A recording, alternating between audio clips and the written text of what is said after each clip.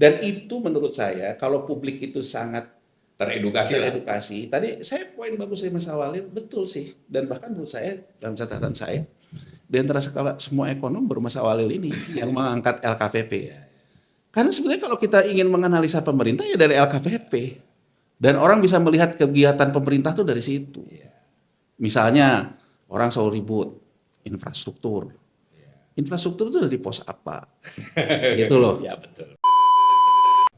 Itu yang kita belum ya. Yang terkait negara di 3 ini, LKPP, laporan keuangan pemerintah pusat, laporan keuangan BI atau Otoritas Moneter, laporan keuangan pelaksanaan dana jaminan sosial, baik BPJS Kesehatan maupun BPJS. Konsolidasi laporan keuangan BUMN sebetulnya. Apa kaitan antara operasi moneter dengan fiskal? Ini kan antara kaitan dua laporan keuangan ini. Apa kaitan antara dana jaminan sosial dengan stabilitas misalnya? Apakah benar BUMN sudah menjadi agent of development kaitan ini? Ya itu memang harus dilakukan. Tapi kalau itu dilakukan, mungkin pemerintahnya nggak siap juga.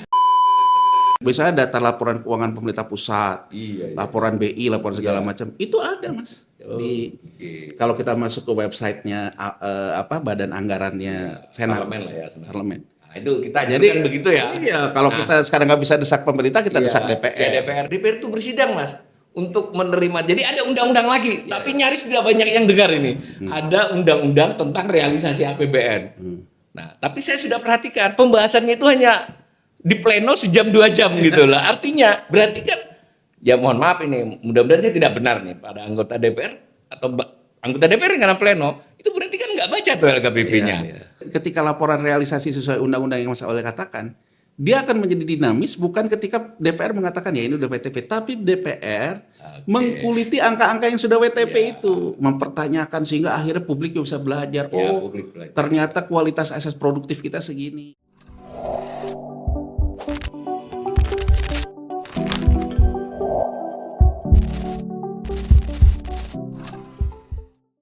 Kali ini kembali kita berbincang dengan Mas Yanwar Rizky.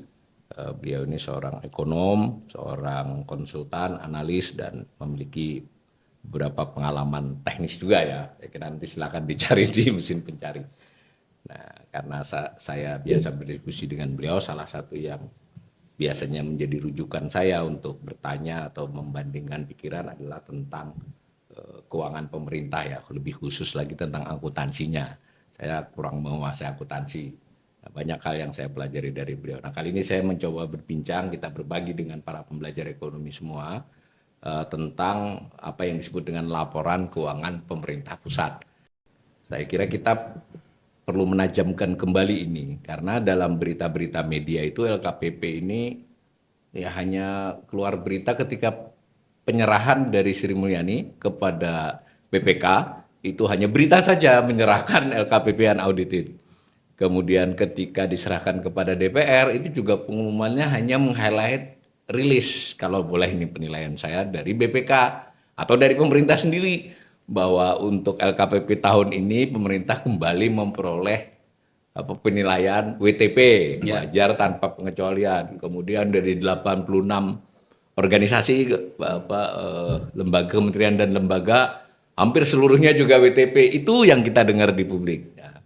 Tetapi aspek-aspek lain dari LKPP itu jarang diberitakan oleh media. Bahkan kalau mau jujur ya, diskusi-diskusi para ekonom di kampus kah, di manakah, saya sangat jarang loh melihat topik LKPP ini. Kalau pertumbuhan ekonomi, terus program apa itu kan banyak tuh diskusinya, investasi. Tapi LKPP, APBN juga masih lah ada diskusinya. Tapi giliran LKPP-nya itu jarang. Nah, mungkin Mas Yanwar bisa berikan gambaran umum dulu LKPP itu bagaimana dan apakah penting itu menjadi wacana publik.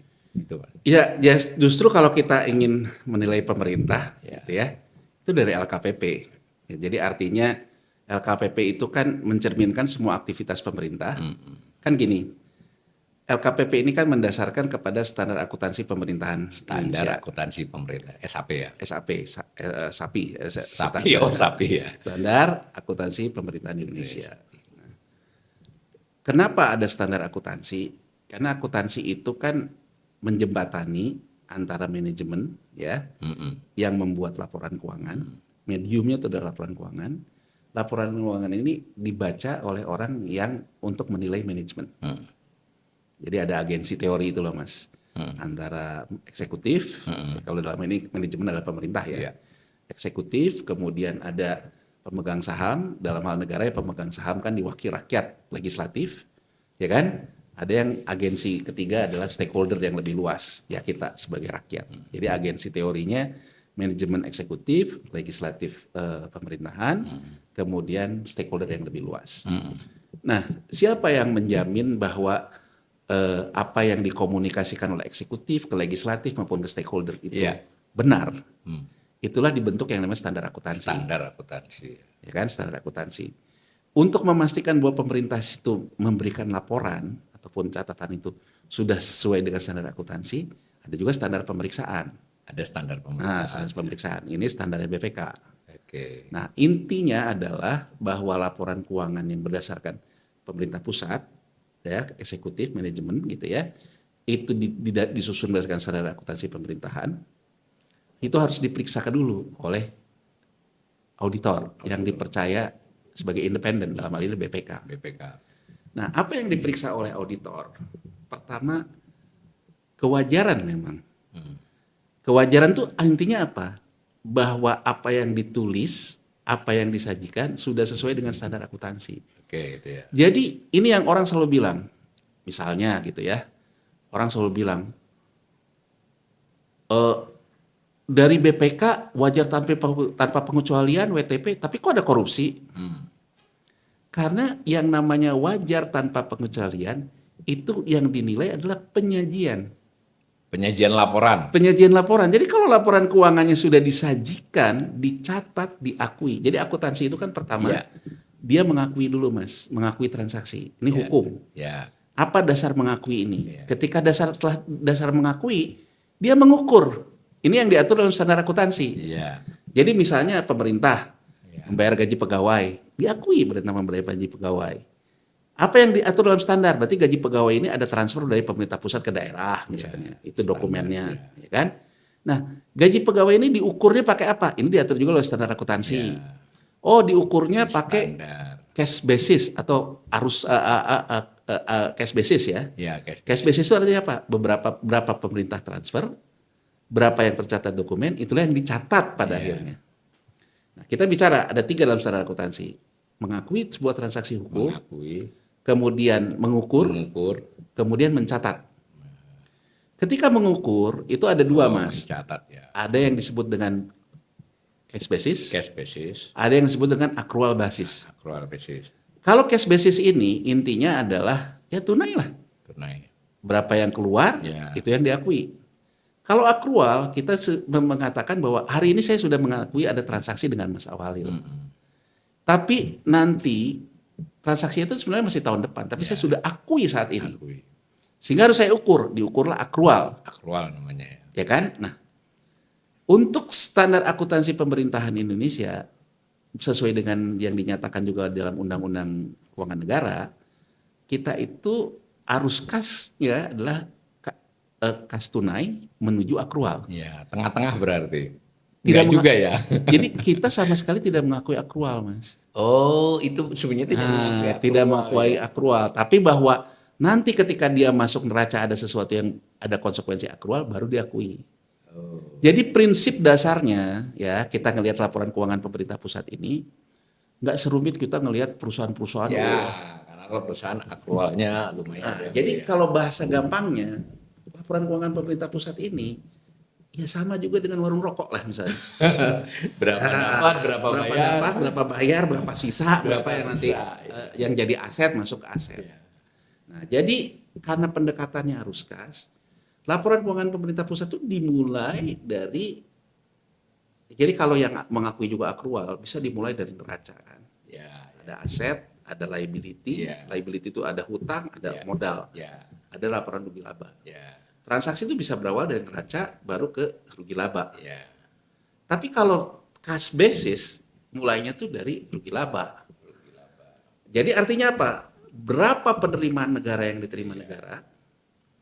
Catat itu cash basisnya. Berapa pemerintah melakukan pengeluaran? Ya. pendapatan kurang pengeluaran. Kalau dia defisit, dibiayai oleh apa? Hutang. Sesederhana itu. Sesederhana itu. Dan ini dari biaya hutang, nah nanti ada yang namanya saldo anggaran lebih. Ini nanti masuk ke neraca. Saldo anggaran lebih ini kalau di perusahaan namanya laba ditahan. Laba ditahan. Mirip itu. Nah, mirip. Laba ditahan saldo anggaran lebih ini masuk ke neraca, menambah struktur modal pemerintah di ekuitas pemerintah. Ini menjadi akrual di sini. Menjadi akrual, tapi dasarnya dari cash basis.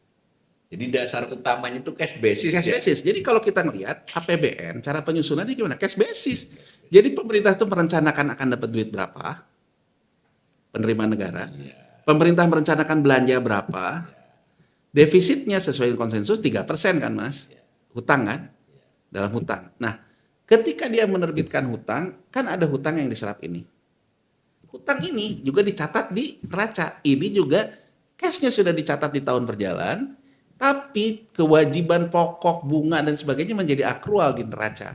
Menjadi akrual di neraca. Ini yang disebut dengan cash basis menuju akrual. Oh, jadi akrualnya terbatas terutama kepada laporan neraca saja. Ya. Laporan realisasi tetap cash basis. Cash basis. Jadi hutang yang diserap berapa, cuman kan hutang ini enggak, nanti ada kewajiban membayar kan, tahun depan bayar berapa plus bunganya. Ini masuk ke komponen neraca menjadi akrual karena akan baru tahun depan. Nah, saya ambil contoh misalnya apa sih yang disebut dengan akrual gitu. Ambil contoh gini deh, yang sekarang orang ribut-ribut GoTo digital gitu. Mereka mencatatkan yang namanya goodwill. Goodwill itu selisih antara sisi di pasifa, Mas. Di pasifa itu kan ada yang namanya liabilities, ada yang namanya equity. Ada modal. Selisih lebih ekuitas sama liability itu dicatatkan goodwill. Ini semua akrual. Makanya kan kalau orang bilang kita ngelihat transaksi perusahaan startup digital ini transaksi mengukis langit. Karena belum terjadi semua ini. Jadi hanya berdasarkan akrual. Nah, ini yang karena mereka dibolehkan dalam standar akuntansi perusahaan. Akuntansi perusahaan. Nah, pemerintah kita tidak mengakui itu. Tidak pakai itu. Makanya orang selalu bilang, kenapa misalnya hutang BUMN tidak dicatatkan? Padahal PMN dicatatkan. Karena di BUMN-nya menganut akrual, Mas. BUMN kan perusahaan juga, dia menganut yang namanya transaksi-transaksi akrual. Sementara pemerintah hanya kasih modal ke BUMN, nanti BUMN kasih tunai dividen, begitu saja. Ya kan, begitu saja. Jadi artinya, tapi kalau pemerintah juga mengakui akrual, begitu pemerintah mengakui modalnya, pemerintah juga harus mengakui hutangnya.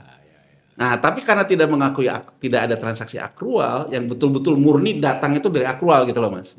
Kalau tadi goodwill itu kan murni dari akrual. Nah, kalau sekarang kewajiban hutang pemerintah menjadi akrual setelah sebelumnya cash gitu loh, Mas. Sederhananya begitu. Masuk. Jadi yang dilakukan pemerintah itu. Nah, sekarang kalau orang mau mencermati kinerja pemerintah sebenarnya di situ. Nah, yang disebut dengan APBN yang dilaporkan oleh Menteri Keuangan itu kan realisasi di sini juga. Nah, artinya penerimaan misalnya, pemerintah mentargetkan berapa? Kita bicara anggaran kan? Karena kita prinsipnya cash basis. Kalau dia misalnya penerimaannya kurang, maka ada yang disebut dengan RAPBNP karena cash basis tadi. Harus menambah hutang lah, harus segala macam. Nah, dalam realisasi misalnya ternyata mendadak penerimaan kita melebihi target. Ya kan? Pengeluaran kita sesuai dengan target. Sehingga SAL akan lebih banyak, Mas. Karena hutang hanya membiayai yang tadinya dianggap defisitnya lebih kecil dari rencana. Nah, jadi kalau kita ingin menganalisa kinerja pemerintah ya sebenarnya di situ. Termasuk sebetulnya dalam laporan keuangan selalu ada catatan atas laporan keuangan. CALK, karena itu tidak terpisahkan dari laporan keuangan. Jadi kalau kita melihat penerimaan negara ketika dalam LKPP pemerintah pusat. Jadi kita mau tahu nih isinya apa. Kita sudah percaya bahwa laporan keuangan ini disajikan berdasarkan standar akuntansi karena menurut BPK wajar tanpa pengecualian. Artinya apa? Kita percaya angkanya sudah disajikan berdasarkan standar akuntansi. Ya. Jadi ingin saya katakan WTP itu Tidak membuktikan korupsi atau tidak. Bukan. WTP itu juga bukan mengatakan pemerintah sudah berkinerja. Iya, WTP itu baru bagus mengatakan Iya. bahwa pemerintah sudah menyajikan laporan keuangannya Iya. sesuai standar. Iya. Nah, begitu kita sesuai standar, angkanya pasti kita lihat, ternyata setelah kita hitung, wah ini pemerintah ada yang salah nih. Iya. Itu tidak ada kaitannya dengan WTP. Iya. Tapi kita bisa menemukan angka analisis karena kita sudah diberikan data yang bisa kita anggap valid karena sudah dinyatakan WTP, Mas. Iya. Oke. Saya potong dikit, Mas. Jadi ini penting nih buat para pembelajar ekonomi ya. Saya ulangi tadi bahwa pemerintah itu melaporkan pengelolaan keuangannya. Salah satu yang utama dilaporkannya adalah realisasi APBN, anggaran pendapatan belanja negara. Sesuai namanya terdiri dari pendapatan belanja. Nah, karena pendapatan dan belanja selalu tidak sama dan kebetulan kelazimannya kita adalah defisit, itu maka dibutuhkan utang. Utang dalam konteks arus ya, bukan posisi utang di tahun itu. Nah, itu dilaporkan di LKPP, kemudian di audit. Nah, kemudian keluar udah sejak tahun berapa ini? Udah 10 tahun gini. Ya, dari 2022 ya. Nah, 2002 ya. 2004 bentuknya LKPP dari 2004, tapi kita dapat WTP ini kalau nggak salah dari tahun 2014 itu sudah WTP. Jadi sejak SBY sudah WTP.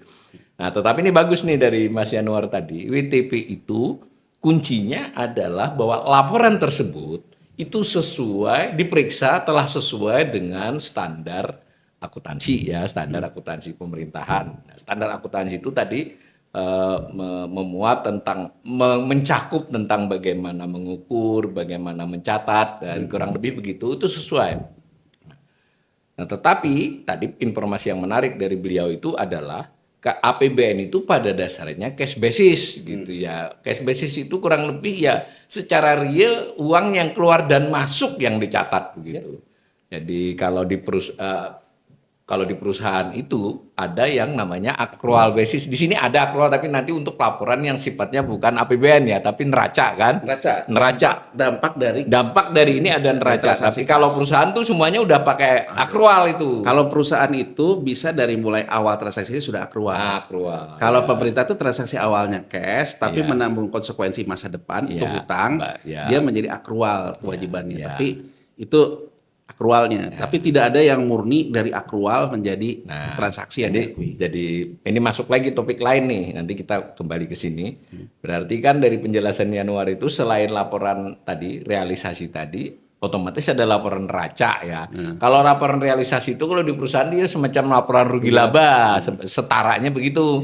Neraca ya sama, ada neraca. Nah, di neraca ini kan ada aset ya toh di satu sisi, di aktiva, lalu di sisi pasifanya harusnya kalau di perusahaan kan ada kewajiban dengan ada modal, tapi di pemerintah ternyata juga disebut begitu kan, ada kewajiban, ada modal ya kurang lebih. Nah, tadi misal terjadi transaksi yang dicatat di APBN tadi, di laporan tadi yang sifatnya berutang, ya toh, nilai utangnya itu nanti di neraca nilai netonya masuk menambahi kewajiban. Begitu juga dengan seandainya pemerintah melakukan investasi ya kalau saya tidak salah ini, atau membeli aset tetap kan misalnya, membeli aset tetap berarti kan dia cash basis ya, membeli aset tetap dari belanja. Atau pemerintah melakukan investasi dari pembiayaan kepada BUMN nanti tercatat di nilai netonya, tercatat di neraca sebagai aset ya. Ya, tadi kan kalau kita ngomong ketika dia muncul komitmen hutang, hutang yang diserap tahun itu masuk di laporan operasional, tapi kemudian angka kewajiban pokoknya masuk ke sisi pasifa, di sisi kewajiban. Nah, kalau misalnya pemerintah dalam hal belanja, Mas, ada belanja terkait dengan investasi, belanjanya dicatat di situ, barang investasinya masuk neraca. Ke neraca ya.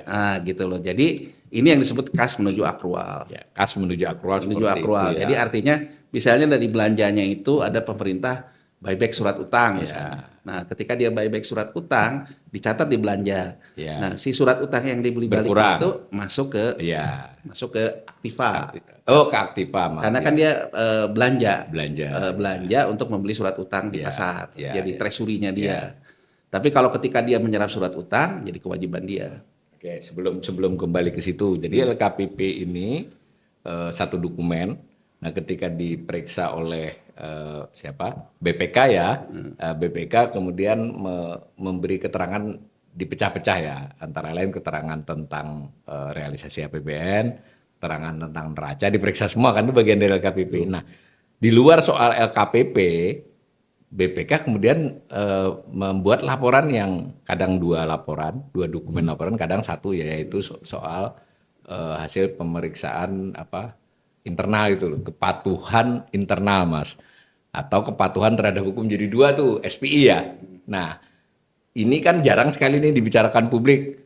Jadi yang ada kan tadi hasil LKPP-nya saja, padahal BPK itu kadang buat dua dokumen, kadang jadi satu tuh. Apa istilahnya tuh? Kontingensi. Pengadil internal, lalu dengan yang satunya kepatuhan terhadap undang-undang. Di situ yang banyak catatannya. Jadi yang catatan-catatan tadi kadang ada di situ. Nah, menurut Mas Yanuar ini arti pentingnya apa ini? Ada hasil pemeriksaan kepatuhan terhadap prinsip internal maupun kepatuhan terhadap perundang-undangan itu. Oke, gini Mas, kenapa misalnya WTP-nya baru 2014 tadi kan dijelasin? Ya. Karena tadi ketika saya melakukan audit sesuai standar, satu saya mengakui. Mengakui itu kan harus ada dasar pengakuan saya apa. Karena pemerintah baru membuat laporan keuangan, misalnya pemerintah mengakui kilang minyak gitu. Dokumennya dasar apa? Nah, belum rapi. Kalau dasar dokumennya belum ada, istilahnya tuh dalam audit tuh vouching ya. Ketika di vouching oleh si auditor, ini main ngakui aja. Padahal dasarnya apa, mana dokumennya belum ada. Nah, bahkan dia tidak memberikan WTP. Tidak wajar. Itu kenapa? Karena tidak ada underlying dokumen. Nah, mungkin perbaikan dilakukan pemerintah, betul, mendapatkan DPR, makanya baru akhirnya jadi WTP juga. Jadi kalau WTP itu pertama pencatatan akuntansinya sudah sesuai. Ada dokumen underlying-nya, ada pengukurannya sudah sesuai dengan standar akuntansi, ada dicatat. Oke. Nah, di antara ini semua itu ada yang disebut dengan pengendalian internal. Jadi gini, saya mencatat benar nih, segala macam dicatat.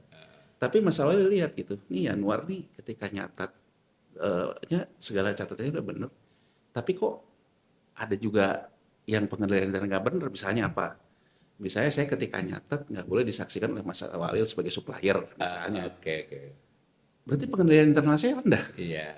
Meskipun saya mencatat dengan benar, tapi pengendalian internal saya rendah. Ini dilaporkan. Jadi artinya pembaca laporan keuangan pertama, nih angka di sini sudah disesuaikan sesuai dengan standar. Kemudian orang yang buat ini kira-kira pengendalian internalnya baik atau tidak? Seluruh kementerian lembaga semua unit itu. Inilah yang dilaporkan kedua. Jadi orang bisa mencatat dengan baik, tapi orang bisa dikatakan bahwa pengendaliannya rendah. Makanya di sini banyak catatan. Jadi walaupun ini catat benar, tapi ternyata tanda tangan bisa menyusul. Begitulah. Ini laporan.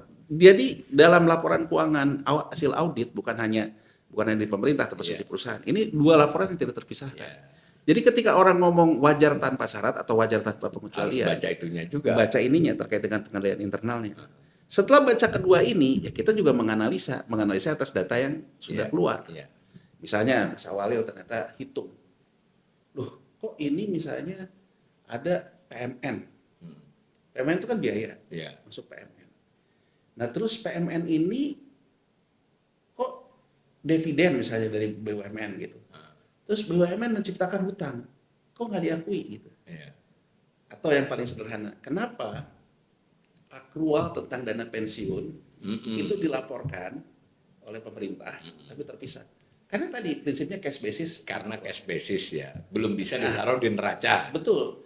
Nah begitu kita menyoroti kayak gitu Mas, kalau mengakui ada kewajiban pemerintah tentang dana pensiun, pegawai negeri dan sebagainya, dana pihak ketiga, pemerintah juga kan menjamin hutang BUMN. Waiver itu terutama untuk PLN dan Pertamina. Nah ini kan harusnya dicatat juga di laporan keuangan. Karena kalau gagal bayar saham pemerintah hilang ya. Pemerintah yang menjamin kan. Kalau pemerintah yang menjamin kan ya karena ada uang subsidinya juga yang diberikan pemerintah. Nah hal kayak gini bisa kita temukan di catatan atas laporan keuangan pemerintah. Oh ternyata pemerintah tuh ada menjamin dana pensiun, ada kemudian pemerintah memberikan waiver ke beberapa BUMN.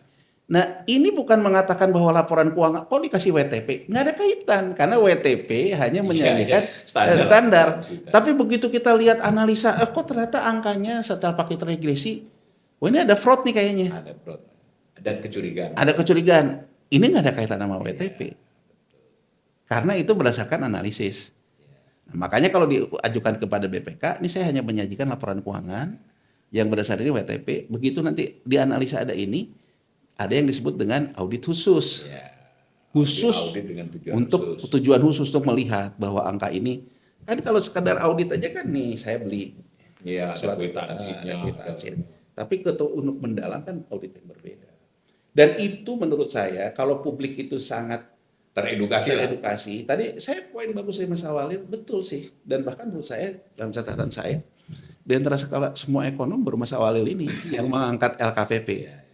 Karena sebenarnya kalau kita ingin menganalisa pemerintah ya dari LKPP. Kita lihat, jadi sebenarnya pertanyaan orang tentang catatan, sebenarnya hutang pemerintah ini berapa sih? Iya, betul. Ada kan di catatan atas laporan keuangan pemerintah. Belanja pemerintah ini kebanyakan kemana? Itu ada di catatan laporan keuangan pemerintah. Jadi kalau kita bisa membaca laporan keuangan ini dan kita bersumber ke sini, ini akan sangat kaya. Dan orang bisa melihat kegiatan pemerintah tuh dari situ. Misalnya orang selalu ribut infrastruktur. Infrastruktur itu dari pos apa? Gitu loh. Ya betul. Ya kan infrastruktur dari pos apa? Menciptakan hutang, berapa hutang?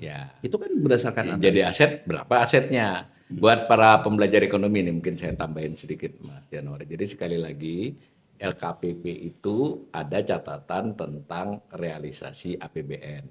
Nah, ada catatan tentang neraca kan tadi kan. Lalu ada tambahan-tambahan lain tentang SAL, tapi nantilah SAL kita diskusikan khusus.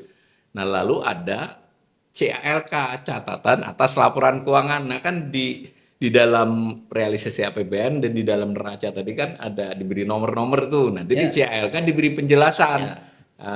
Buat yang mau belajar serius, para pembelajar ekonomi, itu tidak cukup hanya melihat tabel APBN realisasi, juga tidak cukup hanya melihat angka neraca, apalagi yang kita baca rilisnya Kementerian Keuangan, bukan kita menyepelekan, kita kan pembelajar mau belajar, sebaiknya kita membaca LKPP, sekedar informasi. Sebenarnya sekarang ini LKPP agak makin tipis Mas Yanuar, jadi dahulu LKPP itu ketika dilaporkan itu kurang lebih 480 halaman, baru tahun ini 267 halaman. Cuma lampirannya yang banyak. Jadi LKPP itu pakai lampiran lagi, tapi dijelaskan di depan oleh Menteri Keuangan sendiri bahwa lampiran itu adalah bagian tidak terpisahkan. Nah, lampirannya bisa 800 halaman. Jadi kita sebagai pembelajar ya mau nggak mau kan ada nomornya. Nggak harus kita baca utuh begitu. Ini lebih lanjut lihat di sini. Nah, salah satu tadi sudah diangkat Januar tadi. Misalkan klaim bahwa selama ini prioritas kepada membangun infrastruktur khususnya jalan, irigasi dan ya sebutlah konektivitas. Konektivitas itu kan ya bandara ya apa saja.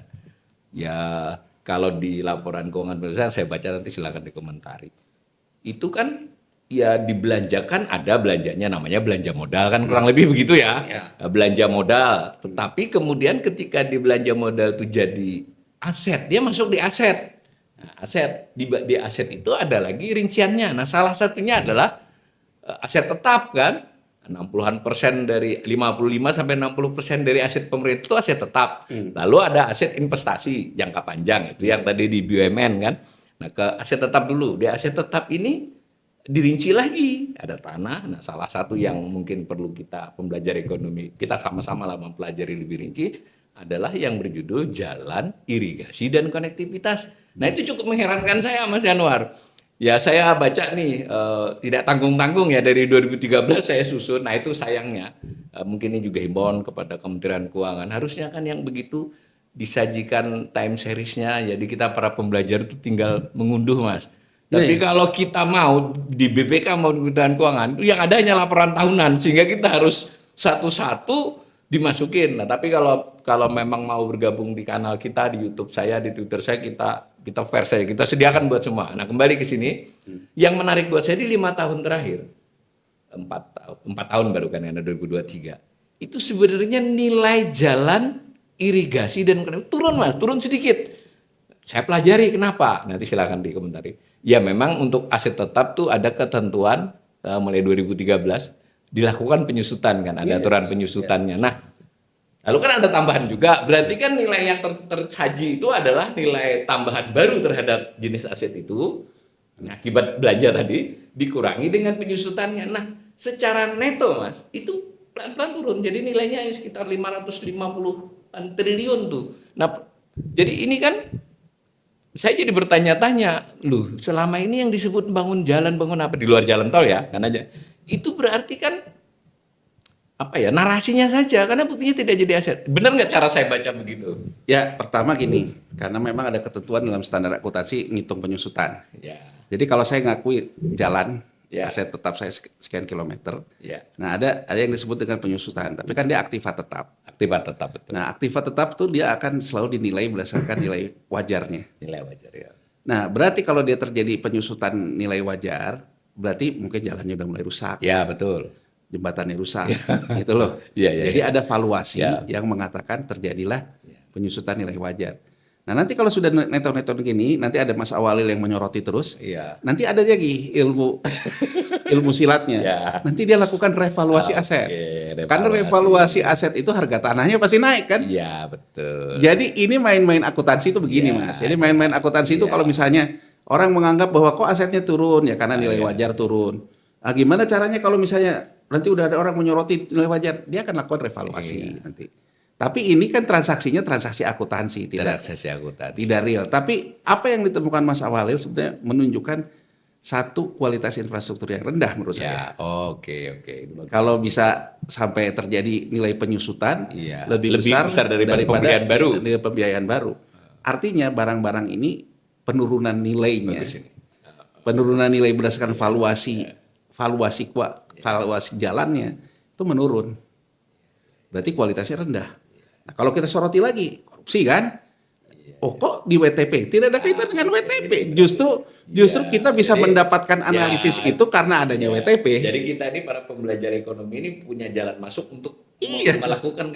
kajian, bukan hanya terhadap soal ini kan, Bukan. terhadap Jadi WTP itu penting untuk kita meyakini data yang kita pakai itu sudah benar ada, memang benar-benar disajikan oleh KL bersangkutan oleh pemerintah, diogen oleh BPK. Iya, datanya Substansinya benar. kita harus Substansinya pelajari. memang bukan urusan BPK. Ya, oke. Dan menurut saya kembali juga sama yang dikatakan Mas Awalil tadi. Coba kita lihat di negara-negara maju. Ini data ini bisa kita ambil time series. Ini bukan hanya neraca LKPP pemerintah pusat loh. Orang juga belum terbiasa dengan laporan keuangan Otoritas Moneter Bank Indonesia. Betul. Ya kan? Nah, Channel kita sudah ngulik-ngulik. orang juga belum bicara tentang Iya, benar, laporan keuangan dana jaminan sosial. Itu yang kita belum ya. Yang terkait negara di tiga ini, LKPP, laporan keuangan pemerintah pusat, laporan keuangan BI atau Otoritas Iya, Moneter. Yang ketiga adalah laporan keuangan pelaksanaan dana jaminan sosial, baik BPJS Kesehatan maupun BPJS terkait negara. Ketiga adalah konsolidasi laporan keuangan BUMN sebetulnya. Karena Harusnya. hal-hal kayak gini, datanya itu sudah open to publik. Ya, harusnya ya. Sehingga wajib. ketika kita mau menganalisa apa kaitan antara operasi moneter dengan fiskal, ini kan antara dua laporan keuangan ini, ya kan? Apa kaitan antara dana jaminan sosial dengan stabilitas misalnya? Kan kaitan tiga ini. Apakah benar BUMN sudah menjadi agent of development kaitan ini? Semua ini sumbernya laporan keuangan. Kalau BUMN laporan keuangan korporasi, BUMN harus bisa kita konsolidasikan. Kalau kita jaminan sosial juga menganut kepada standar akuntansi jaminan sosial, BI dan pemerintah. Ini saya mendorong bahwa orang menganggap saya sudah terbuka, ya silakan aja datanya PDF 400 halaman. Capek mata kita. Udah gitu kita harus input lagi. Iya, benar. Minimal kalau menurut saya, ya sediakanlah laporan keuangan. Executive summary-nya lah. Angka-angkanya Mas. Jadi kalau saya lihat di Amerika Serikat ya Mas. Iya. Kalau di Amerika Serikat, akun-akunnya itu bisa kita pilih, nanti kita bisa ngambil datanya. Bebas ya. Bebas, tapi kita analisa sendiri. Ya, analisis sendiri. Tapi data itu sudah dalam bentuk data gitu. Data, nggak harus baca-baca Oh, begini. nggak usah baca. Jadi baca ya baca laporannya. Iya. Nah, jadi kalau menurut saya Ya itu memang harus dilakukan. Tapi kalau itu dilakukan, mungkin pemerintahnya nggak siap juga. Jadi ini penting ya buat para pembelajar ekonomi. Silahkan diuji dengan masuk laman Kementerian BUMN kah, laman Kementerian Keuangan kah, atau laman BPK sendiri ya. Khusus LKPP ini ada dua, kalau LKPP ini di BPK dengan di Kementerian Keuangan. Kementerian Keuangan disajikan dalam juga oleh Ditjen Perbendaharaan Negara dan sebagainya. Tetapi bentuknya PDF dan laporan tahunan. Padahal kita tuh sederhana banget. Menurut saya BI lebih bagus dalam hal ini, Bank Indonesia ini. Tapi tentang laporannya sendiri enggak. Tapi banyak data di BI itu disajikan dalam data Excel, bahkan kita boleh mendownload Excel dan kurun waktunya 10-20 tahun. Tapi LKPP ini tidak ada, Mas. Coba Mas Walid. Tidak ada. Saya ingin men-challenge satu aja. Laba moneter. Iya. Oke. Laba moneter ini kan nanti masuk ke saldo BI nih, sama kayak saldonya BI. Orang ya kan ketika bicara misalnya, oh ini nilai tukar begini-begini. Kita kalau ada data ini, kita bisa melihat ternyata dalam hal rupiah kita katakan melemah dari 14.000 sampai 15.000, ternyata laba moneternya tinggi. Iya. Nah ini kalau terlalu terbuka, orang akan bilang kan, kok BI-nya laba moneter, nilai tukarnya lemah. Iya. Ini kenapa makanya menurut saya digiring orang untuk tidak pakai kelaporan keuangan. Orang menganalisa BI juga tidak ada laporan keuangannya loh. Saya melakukan, Mbak. Orang juga menganalisa pemerintah tidak dari laporan keuangan pemerintah pusat. Padahal saya ingin betul.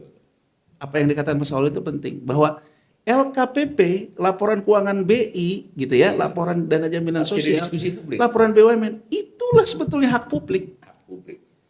Itulah hak publik, disinilah publik bisa menilai bahwa Anda itu sebetulnya sudah bekerja dengan benar. Jadi WTP-nya itu untuk mengatakan datanya supaya kita enak lah. Ternyata misalnya kita setelah lihat dengan burden sharing, ternyata ongkos moneter naik misalnya. Itu kan harus dianalisa. Jadi kita bungkus nih untuk soal LKPP, Mas. Saya dengan Mas Yanuar ini sepakat bahwa LKPP ini betul-betul harus merupakan sumber informasi yang makin banyak diketahui publik, makin jadi perbincangan terutama bagi kaum terpelajarnya lah. Itu penting ya, harus ada. Dan kalau perlu BPK, ini bahkan kita usul saja nih, BPK kan bisa membiayai lah diskusi-diskusi publik tentang itu. Ya tidak berapa banyak mahal kan, kalau benar-benar memang ingin, itu kan meringankan kerja BPK juga sebenarnya, mestinya kan. Coba kayak gini Mas, kualitas hutang misalnya. Ya betul. Kualitas hutang, kan kita bisa lihat angkanya, oke berapa hutang baru diterbitkan. Ternyata itu dipakai ke belanja misalnya. Kualitas hutangnya bisa kita lihat apa? Berapa kualitas aktiva produktif yang diciptakan, yang tadi Mas Awalil bilang. Ternyata netonya ke aktiva tetap malah turun. Itu kan bisa kita lakukan karena ada LKPP. Jadi kalau menurut saya ini harus diperluas. Bahkan menurut saya ekonom bahkan parlemen. Parlemen. Itu sudah sini. Masuk nih kuncinya. Parlemen. Jadi jangan terjebak juga dengan membahas APBN gitu ya. Kita ke sini tepat sasaran aja. Misalnya bunganya sekarang 6%. Ternyata kualitas aktiva produktif atau penambahan aktiva produktifnya cuma 4%. Wah ini bagus ini. Ya kan? Betul. Aktiva produktif 6%, bunga hutangnya 6%. Defisit. Jadi kita akan bilang bahwa di mana kita mengkritisi hutang suku bunga yang tinggi bukan dari persoalan hutangnya, tapi dari kualitas belanja.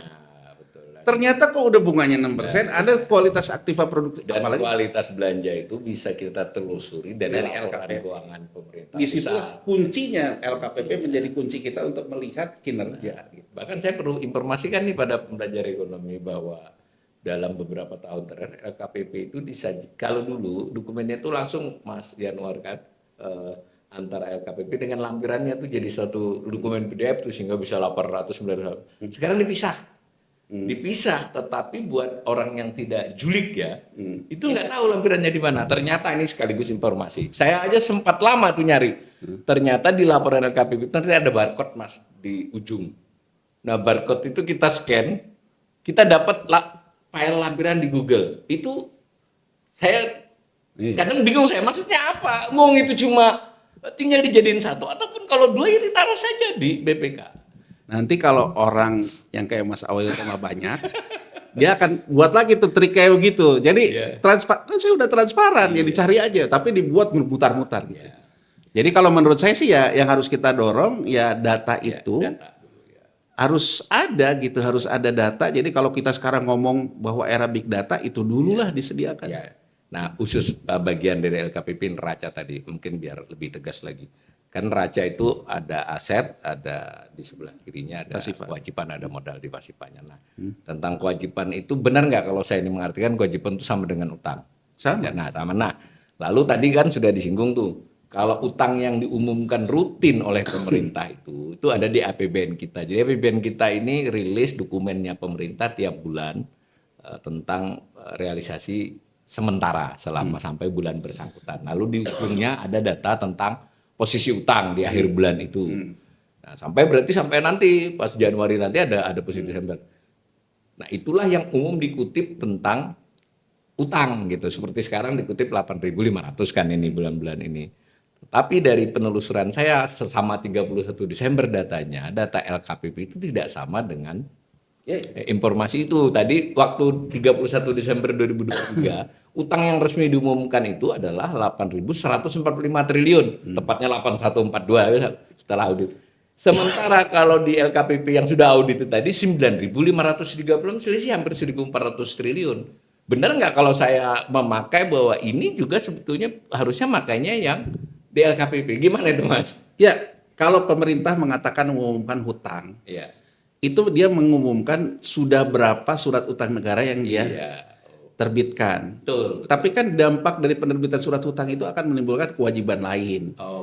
Misalnya kewajiban bunga, ada impairment, ada segala macam, itu juga menambah. Kemudian ada hutang pemerintah misalnya waiver tadi gitu ya dan sebagainya. Ya kalau kita ingin mengatakan berapa hutang pemerintah yang benar, pemerintah menyebutkan angka di LKPP 9.100, 9.500 sekian, dan dia membreakdown yang bentuknya SBN berapa, yang bentuknya pinjaman lain berapa. Jadi gini loh, ada semacam kecenderungan bahwa utang itu adalah surat utang negara tadi, padahal dia ada konsekuensinya. Ada konsekuensinya. Dan bahkan ketika kita ngomong konsekuensi, ketika pemerintah misalnya mengakui PMN di aset pemerintah, modal pemerintah di BUMN, berarti pemerintah juga mengakui hutangnya BUMN. Gitu loh. Nah, itu kan ditambah juga mestinya. Karena perusahaan pemerintah. Ya kan? Nah, terus tadi ada jaminan sosial. Jaminan sosial itu punya negara juga. Nah, berapa total kewajibannya? Jadi kalau kita ngomong, kalau kita bicara negara kayak Amerika Serikat, dia mengakui akrualnya juga, Mas. Itu bedanya. Makanya dan dipublikasi makanya orang bilang misalnya Amerika aja 90% dari itu. Karena dia mengakui akrualnya juga. Nah, sekarang kalau kita hitung sama akrualnya juga, mungkin kita nggak 30% juga. Sudah saya hitung, Mas. Kalau mengakui yang LKPP itu sekitar 45. Kalau misalnya, nah ini satu kan yang sekalian dikomentari. Tadi kan saya sudah dijelasin oleh Mas Januar bahwa ada kewajiban program pensiun kan.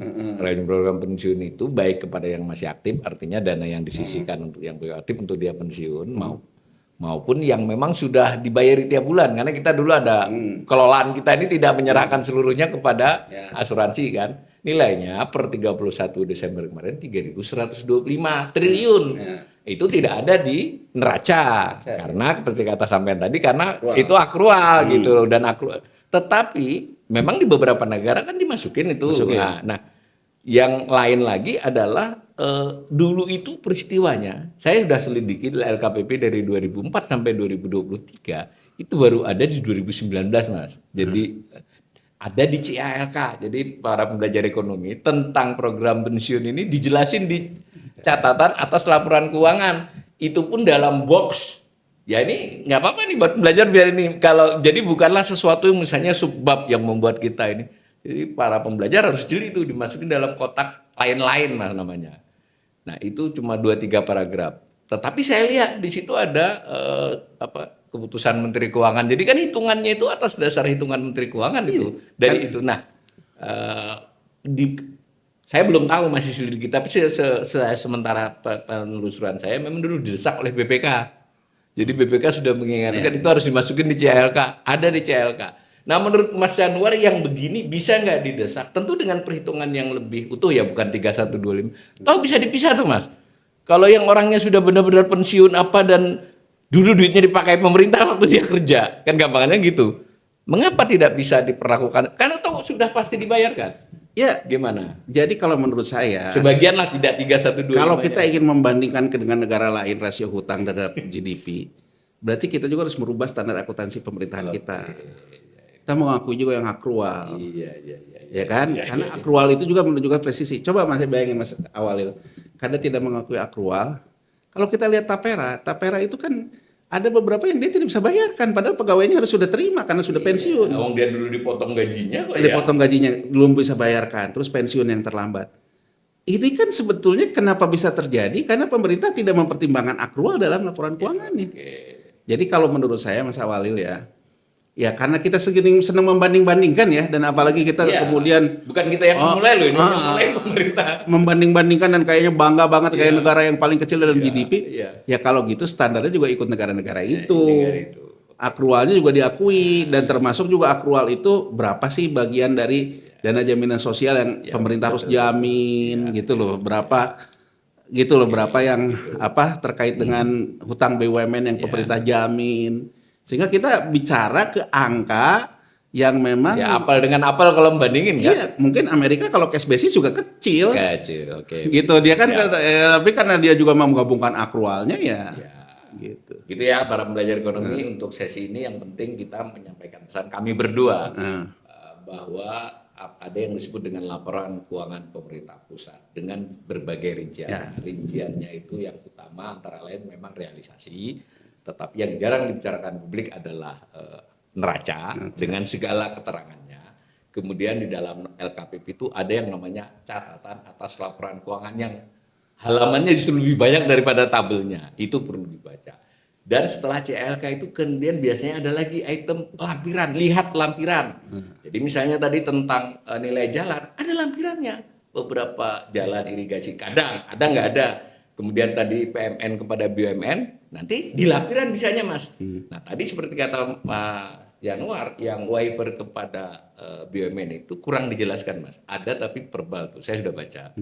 Nah tapi kita bisa lihat di lampirannya masing-masing itu, dari yang di bawah Kementerian Keuangan dengan di bawah BUMN terutama yang besar. Oke, itu bisa kita pelajari bersama, dan bagaimanapun kita ekonom juga terbatas ya kalau kita tadi melototi. Kalau ini makin luas, makin banyak tenaga-tenaga muda seperti para pembelajar ekonomi ini ikut bareng-bareng, kita tulis, kita utarakan ya toh, kita mungkin bisa ini kita dorong lah. Dan ini sekaligus himbauan kepada terutama PPK ya dan DPR. Kalau pemerintah ya senang aja kalau makin nggak diawasi.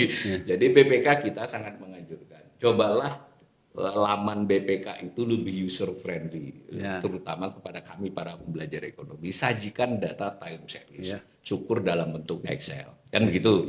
DPR kemudian kita mengimbau nih yang namanya DPR itu jangan ribut hanya pada saat pembahasan APBN-nya. Itu pun tidak ribut banget sebenarnya kalau menurut kita. Nah, jadi KPP itu Mas di Amerika Mas. Oke. Banggar badan anggaran itu data apa aja ada loh. Nah, nggak bisa ambil. Jadi ada websitenya khusus untuk Banggar. Oh, jadi mereka punya pembanding ya? Jadi misalnya data laporan keuangan pemerintah pusat, laporan BI, laporan segala macam itu ada Mas. Kalau kita masuk ke websitenya badan anggarannya Senat. Parlemen lah ya. Parlemen. Itu kita jadi begitu ya. Iya, kalau kita sekarang nggak bisa desak pemerintah, kita desak DPR. Ya, DPR. Nah, bahkan ini sekedar informasi buat pelajar ekonomi, kan APBN itu ditetapkan dengan undang-undang. Jadi artinya kekuatan hukumnya tuh besar itu pemerintah dan DPR.